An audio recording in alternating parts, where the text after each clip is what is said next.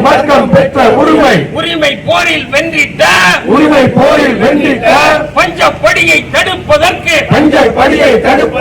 யாரும் இங்கே அதிகாரம் இல்லை முடக்கி வைத்த பாரதிய சர்க்காரே உச்ச நீதிமன்றங்கள் வழங்கிய தீர்ப்பின் அடிப்படையில் ஓய்வூதிய சங்கங்கள் நடத்துகின்ற ஆர்ப்பாட்டம் இந்தியா முழுவதும் ஆர்ப்பாட்டம் பாரதிய சர்க்காரை எதிர்த்து இங்கே ஆர்ப்பாட்டம் உடனே